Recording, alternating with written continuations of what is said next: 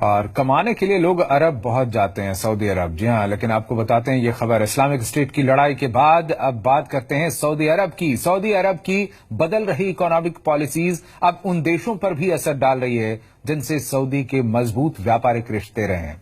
Saudi अरब ने एक नई पॉलिसी के तहत अपनी वीजा फीस 7 गुनी कर दी है, जिसके चलते अब सऊदी में जाकर काम करना भारतीयों समेत उन तमाम लोगों के लिए महंगा पड़ने वाला है जो परदेश में जीविका कमाने जाते हैं। सऊदी जाना अब नहीं आसान।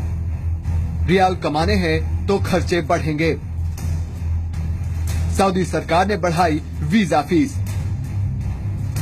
पहले से 7 गुना ज्यादा होगा खर्च। जी हां, परदेश में रहकर पैसे कमाने का सपना भी अब महंगा पड़ने वाला है, क्योंकि सऊदी अरब की सरकार ने अपनी वीजा फीस में बड़ी बढ़ोतरी की है।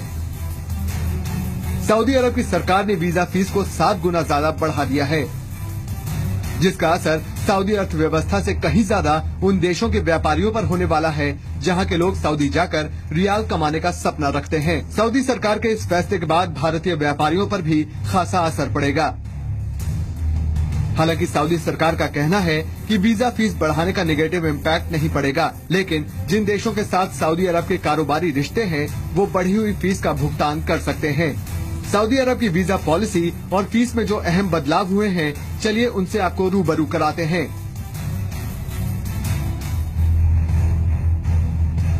छह महीने की बिजनेस वर्क विजिट के लिए अब 3000 सऊदी रियाल अदा करने होंगे, जिसमें मल्टीपल एंट्री की सुविधा होगी। हालांकि पहले इसी सुविधा के लिए 400 सऊदी रियाल की राशि अदा करनी होती थी। सिंगल एंट्री वीजा के लिए अब फीस 2000 सऊदी रियाल हो चुकी है। अगर 1 साल का वर्क विजिट वीजा चाहिए तो इसके लिए फीस 5000 सऊदी रियाल हो चुकी है, जबकि 2 साल के लिए ये वीजा फीस 8000 सऊदी रियाल होगी। Transit visa fees 300 Saudi riyal हो गई है, जबकि सी पोर्ट से जाने के लिए ये फीस 50 सऊदी रियाल होगी। सिंगल ट्रिप के लिए exit re entry visa fees 200 Saudi riyal होगी, जबकि हर महीने इसमें 100 रियाल की बढ़ोतरी होगी। हज और उम्रा के जाने वाले श्रद्धालुओं को इस फीस से छूट दी जाएगी। दरअसल सऊदी अरब में तेल की कीमतों में आई कमी की वजह से सऊदी सरकार की कमाई में 68% की कमी आई है, जिसके बाद सरकार वीजा फीस बढ़ाकर अपने सरकारी खजाने को भरना चाहती है। लेकिन राजनीतिक विश्लेषक सरकार के इस फैसले को दूरदर्शी नहीं मान रहे हैं, क्योंकि सरकार इससे दूसरे देशों के व्यापारियों से वसूली कर अपना खजाना भर रही है। ऑयल इंडस्ट्री से जुड़े लोग भी इसे एक सनक भरा फैसला कह रहे हैं, जिसका असर सऊदी की इकोनॉमी पर पड़ने वाला है।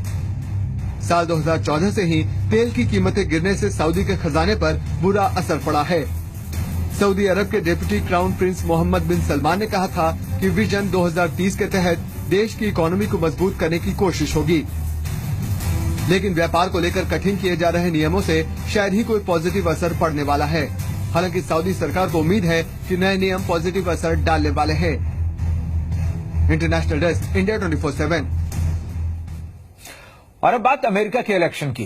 अमेरिका के इलेक्शन में जितना ड्रामा देखने को मिल रहा है, उतनी ही ये बात पुख्ता होती जा रही है कि अब अमेरिका में बादशाहत नहीं, खोखलापन बढ़ रहा है। 30 सालों से जैसे लीडर्स ने अमेरिका पर राज किया है, उनकी पॉलिसीज डिफेंस ड्रिवन रही है और घरेलू मोर्चे पर वो फेल रहे हैं। और तभी तो अमेरिका जैसे विकसित देश की इकोनॉमी न सिर्फ चीन की ग्रोथ रेट से पीछे हो चुकी है, बल्कि बेरोजगारी, युवाओं में निराशा